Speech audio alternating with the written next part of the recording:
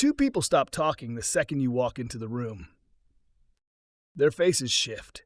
Something passed between them, and you weren't part of it. Your stomach tightens. You need to know what they said.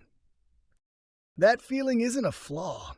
It's not weakness, and it's not pettiness. It's one of the oldest survival instincts you carry, and it built something no other species on Earth ever managed. Here's the strange part. Anthropologist Dunbar studied primate brains for decades, and he found a pattern. The bigger a species' social group, the bigger its brain has to be, because tracking relationships is expensive mental work. When he ran the numbers for humans, he got a specific figure: 150.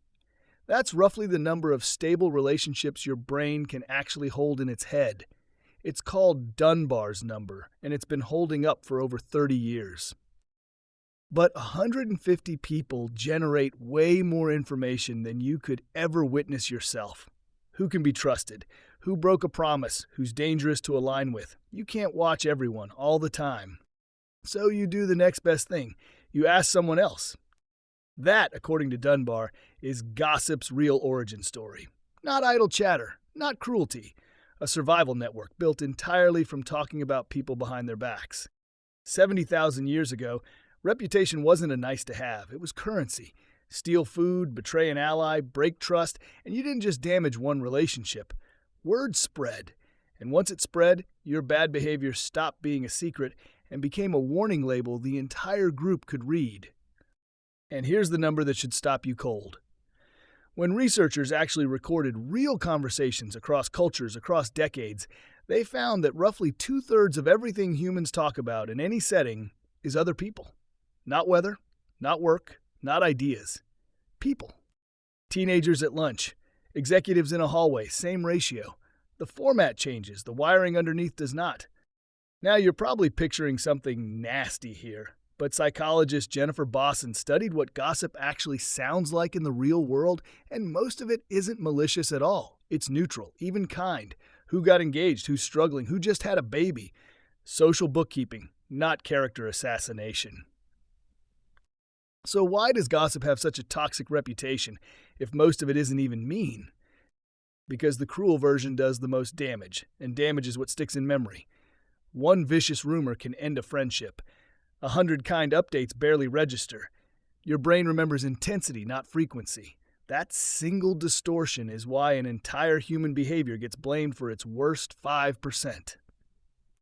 There's something even more telling happening in your brain while this unfolds. Brain imaging studies show that sharing juicy information about someone else lights up the same reward circuitry as eating good food. Gossip isn't just satisfying curiosity. It's literally rewarding you chemically for trading social information. And that's exactly why it spreads in whispers, not announcements. Telling one person something secret creates a bond instantly. You and I know something they don't. Researchers studying group dynamics found that sharing private information, even boring private information, makes people feel closer. The content barely matters. The exchange itself is the glue. Which means every time you trade a knowing look with a coworker about someone else, you're doing two things at once. You're transmitting information, and you're quietly testing and reinforcing your own alliance. Gossip was never only about the person being discussed. It was always also a map of where you stand. Now here's where it gets unsettling. You no longer live in a tribe of 150 people who all know each other. You live inside networks of thousands, pulling updates in real time from people you've never met.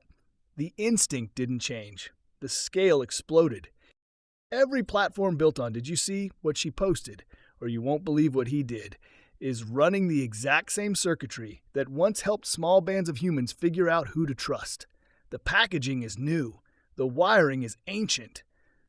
It even explains celebrity gossip, which makes no logical sense at all. You will never meet that person. They will never know you exist. And yet, your brain tracks them like a member of your own tribe, because it can't tell the difference between a face you see constantly and a face that's actually in your life. So, the next time two people stop talking the moment you walk in and that familiar tightness rises in your chest, notice what's actually happening underneath it. You're not being nosy. You're running a 70,000-year-old trust tracking system that helped your species build groups too large, too cooperative, and too well-informed for any rival species to compete with. Gossip didn't almost destroy human society. It's part of what built it.